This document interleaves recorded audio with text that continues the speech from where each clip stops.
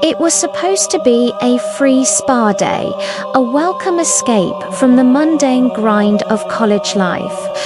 But for me, a deeply, unapologetically goth girl, it quickly spiraled into a pastel pink nightmare, an encounter with the relentless world of Mary Kay that I wouldn't wish on my worst enemy. The invitation had come to my roommate, a sweet, popular blonde from sunny California, for a complimentary pampering session. When her schedule clashed, she extended the offer to me. And being naive and seduced by the word free, I readily accepted.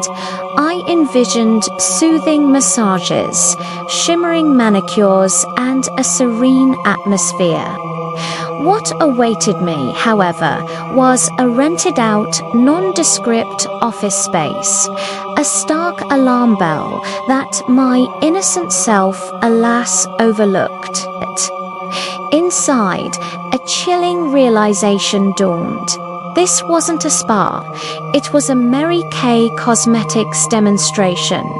The room was populated by several overly enthusiastic Huns, an older seasoned upline rep who radiated an almost unsettling cheer, and three younger college-aged women who seemed to be her eager apprentices, undoubtedly, dreaming of their own pink Cadillacs.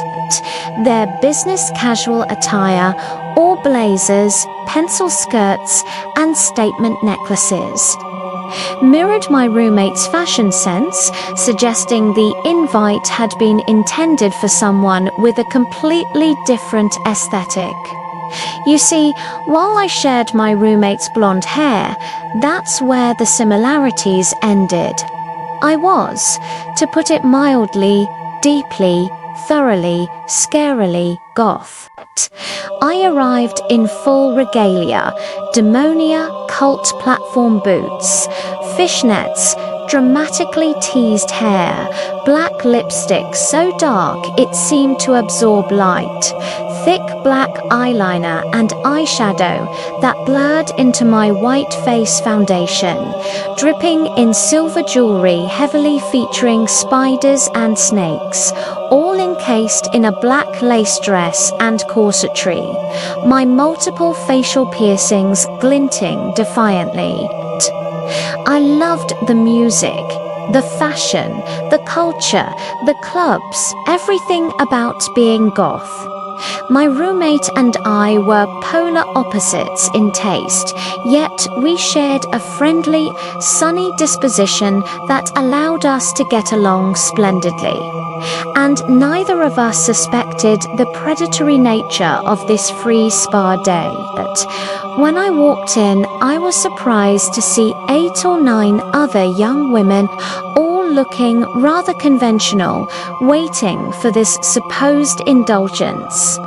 We were soon ushered to a large conference table where tiny samples of skincare and makeup products sat before each chair.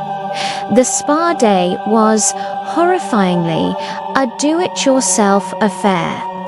I wasn't the only one finding this strange and awkward, but we all went along as instructed, told to use a meager sample of makeup remover to strip our faces clean. The problem, my casual everyday look was more akin to Susie Sue in the 80s, layers upon layers of theatrical makeup. That one tiny sample of makeup remover barely made a dent. Despite my formidable appearance, I was shy and hated being impolite. It took every ounce of courage to ask for another sample, then another, then more cotton pads, and even more. The scene was an escalating comedy of errors, a full-blown goth, in her dramatic ensemble, politely requesting more product because their offerings couldn't handle my routine. My melting white foundation began to stain the conference table, a crimson tide of embarrassment rising in the Huns' faces. The other girls waited patiently, or perhaps impatiently, as I created a chaotic, smudged mess. The younger Huns and their recruiter became visibly flustered, but powered through, eventually moving us to the rest of the skincare routine, which, blessedly, went fine enough. Then came the makeup routine. The look they guided everyone through was the absolute antithesis of my personal style. They color matched us 2 samples of foundation that matched our actual asterisk skin tone. Mine was still red from all the scrubbing, offered various shades of eyeshadow to match skin and eye color, and suggested an array of pink and red lipsticks. My pale, pasty self, now blotchy and irritated, presented a challenge. A young Hun struggled to find my shade until the recruiter intervened, only to still hand me something a shade too dark. And then, the ultimate betrayal. Pastel pink blush. Debbie Pastels. I wanted to cry. The end result was, to my Gothic sensibilities, utterly ugly, a grotesque parody of my own carefully crafted aesthetic. The Huns looked increasingly uncomfortable, clearly unequipped to deal with someone whose fashion sense was so diametrically opposed to the typical Mary Kay clientele. My 80s-inspired hair and outfit clashed violently with the saccharine bland makeup, creating an undeniably visibly wrong look. Despite the overwhelming awkwardness and my near tears, the Huns pressed on attempting to sell the products, touting the skincare routine as a good fit for someone like you. I, and many of the other girls, politely but firmly declined. I'm still not sure if my peculiar presence affected their sales, but I can guarantee no one bought the makeup remover. Following the demonstration, they launched into the full recruitment pitch. The wonders of working for Mary Kay, the legendary pink Cadillacs, and how the younger Huns were inspired to earn theirs.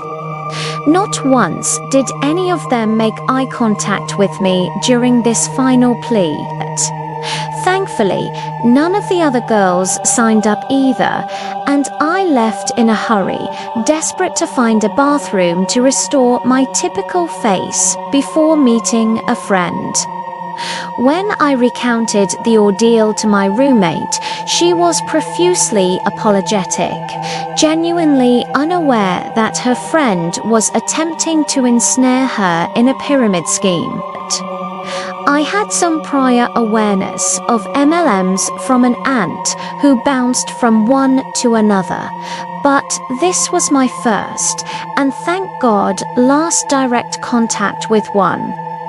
Now, years later, I look back on the experience and laugh. A little sorry for those poor Huns who were clearly just trying to do their job, however misguided. I'm now a librarian who dresses in cottagecore and is heavily tattooed, my fashion sense having taken quite a journey. But that memory, that clash of goth and pink, remains a vivid reminder of the absurdity and predatory nature of MLMs. I hope you can treat yourself to a real spa day, because after an experience like that, you've certainly earned it.